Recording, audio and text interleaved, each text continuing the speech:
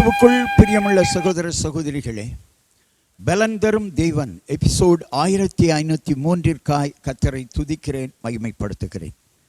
இந்த நாளிலும் பிரசங்கியின் புஸ்தகம் 3ஆம் அதிகாரம் 12வது வசனம், மகிழ்ச்சியாயிருப்பதும் உயிரோடு இருக்கையில் நன்மை செய்வதுமே அல்லாமல் வேறொரு நன்மையும் மனுஷனுக்கு இல்லை என்று அறிந்தேன்.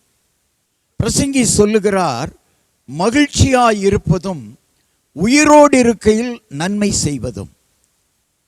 ஒருவர் அல்லது ஒருத்தி மரித்து போய்விட்டால் நன்மை செய்ய முடியாது. எனவே வாழுகிற பொழுதே நன்மை செய்ய வேண்டும். சிலர் தங்களுடைய பெற்றோர்கள் மரித்த பின்பு அவர்கள் நினைவாக அன்னதானம் பண்ணுவார்கள்.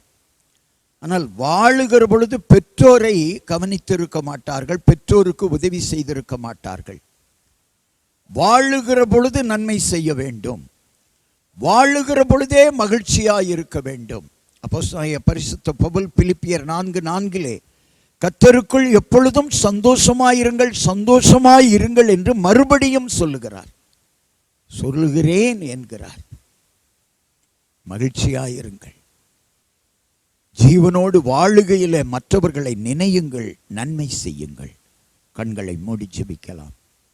எங்களை நேசிக்கிற நல்ல தகப்பனே, இந்த உலகத்தில் வாழுகிற ஒவ்வொருவரும் வாழுகிற பொழுது நன்மை செய்கிறவர்களாயும், சந்தோஷமாய் மகிழ்ச்சியாய் தங்கள் வாழ்க்கையை நடத்துகிறவர்களாயும், தொழிலை சந்தோஷமாய், வேலையை சந்தோஷமாய், வியாபாரத்தை சந்தோஷமாய் நடத்துகிறவர்களாயும் வாழ பரிசுத்த ஆவியானவர் உதவி செய்வீராக.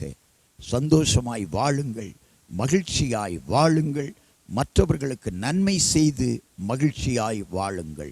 கர்த்தர் உங்களை ஆசீர்வதிப்பார். இயேசு கிறிஸ்துவின் நாமத்தில் ஜெபிக்கிறேன் பிதாவே, ஆமென்.